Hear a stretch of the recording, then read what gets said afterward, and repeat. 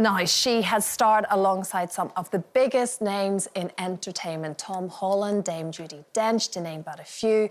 But there was a time Hollywood star Naomi Watts feared her career would end after finding out she was menopausal. She opened up about her experience with our very own Charlene and Mariella. Well, joining us now, we've got Hollywood actor, Naomi Watts, who's joined us. Naomi, it's so great to see you. Thanks so much for talking to us. I've been hearing loads from Mariella because you guys are friends, aren't you? We are. We've known each other quite a long time, actually, over a couple of decades.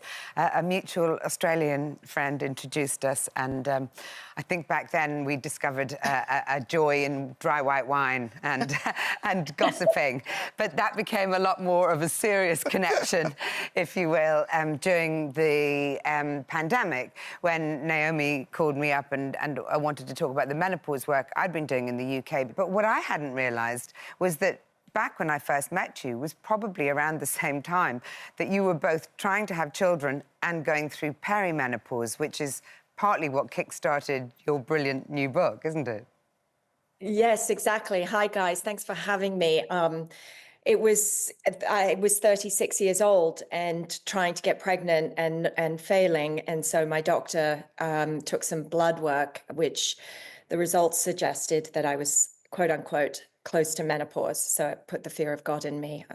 And yeah, I spent a lot of time trying to get pregnant. That's a whole fertility story that I go deeply into in the book. Mercifully, I was able to have 2 children, but went heavily into symptoms as soon as I'd stopped breastfeeding my second child, and felt very lonely and scared. And I wished there was a book at that time. The internet was barely active. There was very little information. And whenever I tried to talk to friends about it, it was sort of met with nervous laughter of, oh, don't be silly. You know, you're far too young to be in menopause, which kind of just made me retreat further and further into my shame. And I wished, yeah, there was some kind of handbook that told me that it wasn't the end. Did anybody speak openly growing up about going through the menopause? Not really. I did remember when I was given that news that my mother had said she went into menopause at 45, but no other detail around it. I didn't know there was, you know, a multitude of symptoms or however long they went on, or any suffering. I didn't know. And I actually called her after that first doctor's appointment and said, Mum, why didn't you tell me more about this? And she said, these were the conversations I never had with you because my mother never had them with me.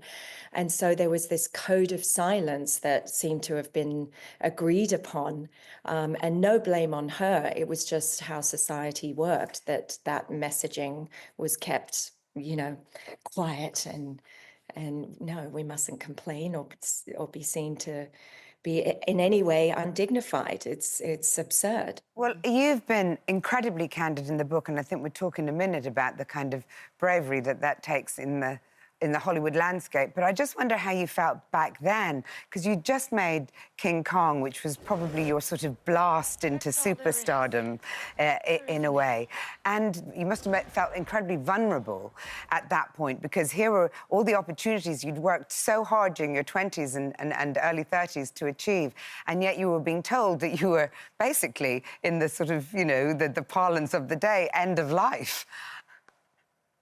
Yes, I certainly was not going to be breathing a word about it around any of my contemporaries or peers. It felt, yes, like I had been branded with this label of this is the end and you are no longer going to be sexy or a leading lady of any kind. So I sat with that secret for a long time before I became open about it. And I suppose the only thing that led me to be open was, you know, getting to that average age, 51, where I was allowed to be menopausal.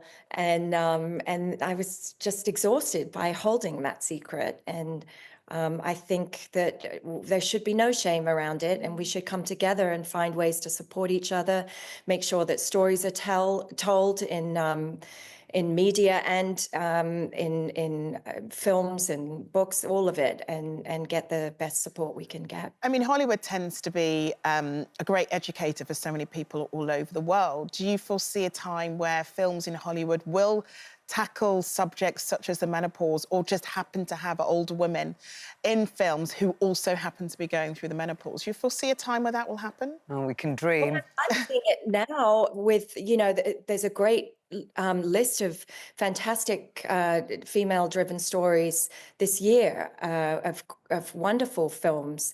So I do see the change taking place in real time now. I mean, Nicole Kidman in Baby Girl couldn't be more sexual and exciting. You've got Pamela Anderson, you know, and Demi Moore talking about aging. I mean, that's going deep into it. So I do see it taking place. Hollywood is a progressive industry at its core. I think that one of the things that's most striking about the book, and it's such a great book, and this, you've put so much... I'll show it, here it is. Personal... Oh, there's the cover. It's got such a great jacket too. You put so much personal detail into it, and one of the scenes, I think, that you describe is really arresting, which is when you were about to, I think, have sex for the first time with your now husband, Billy Crudup, who you married earlier this year, was it? Or last... No, last year. Last year in Mexico. Fantastic wedding. Thank you very much for inviting me. But the scene is just, I think it will ring true for so many women, because it's this moment that's hugely sexy and hugely passionate, and you're just getting ready, and all you need to do is get that HRT patch off your bottom. So you go into the bathroom. Tell us about that.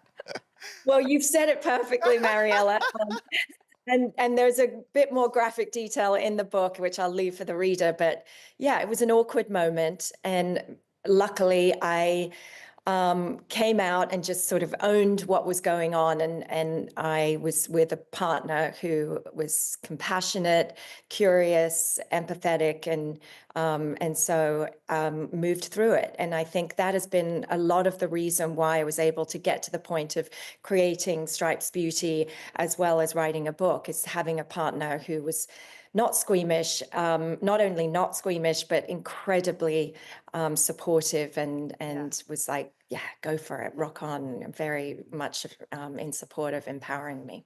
And it's not just sort of having partners that are supportive. I can imagine that your advice has been invaluable to your female friends. So having someone in your corner who's able to give you great advice is invaluable, isn't it? Absolutely. And certainly that's what I wished I had. And another reason why I wrote the book, I wanted it to be like a cozy chat with your girlfriend on the couch, so that you could just have someone to bounce off, you know, your symptoms, your fears, all of your stories, and be able to not just like indulge in good information, but have a good laugh and find ways to thrive. Well, Naomi, it's been such a joy to talk to you, and please do come and visit us next time you're in town. We'll have you at our Loose Women desk any day of the week. So Dare I Say It is out now, and it is an absolutely brilliant read. Naomi, thank you. Thank you. Thanks for having me, guys. Bye. Bye. She's fantastic. Yeah, brilliant. So brave. grounded. It's like she said, she was trying to create this sort of conversation you have with a friend on a couch. You get that sense from her there, don't you? I love that she's just in her power, just owning it. And it must be so hard in that Hollywood landscape just to kind of... I mean, I saw Demi Moore on the cover of a magazine last week, and it said women over 40 smashing it. But she's like 62. And I thought, why can't it say women over 60 smashing it? So I do feel like... Or women, or just women Or just women, but like, it's just... There's just this denial that women age. Like, no one wants to accept that you're still killing it over 40. As well, she just mentions there about talking with your mum, which a lot of people will sort of have had that conversation or sometimes feel they can't. What was your experiences, Linda? Well, my mum never spoke about it, really, but looking back now, I mean, she was having hot flushes and things and was getting a bit angry with us and that. And I went on HRT quite a few years ago, And I decided, because my sister had breast cancer, so I decided to come off the HRT, and then the kids were begging me to go back on the HRT because they said, you're so miserable and grumpy all the time. So I did go back on the HRT. But my sister Debbie went for it at 38, so it's quite young to be going through it, isn't it, then? And I remember talking about it on television. She went, don't keep telling everyone going through the menopause.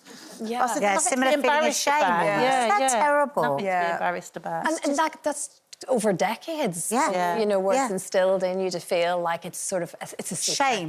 Yeah. Yeah. What is that? What, do you think we're getting better with it, Nadia? That's why there's such a big pain gap in pain relief and stuff for women, because women are always told to just get on and manage everything and not say anything, because there's somehow shame in our bodies, shame in our period blood, shame in menopause, you know, and so we just have to really push against that. And we have, and very much on this show as well, because the more we talk about it, the more people just have to get, these bodies are amazing, why should we have to keep apologising for them? But just a little, she did make me laugh with the HRT patch, because Mark, one day we were in a exposition, he went, oh my God, he goes, it looks like you're in the bargain basement, because I had so many places where I've taken it off where I've got the sticky, because you can't get the sticky off, can you? And I thought, God, what a difference from a long-term relationship and a new relationship.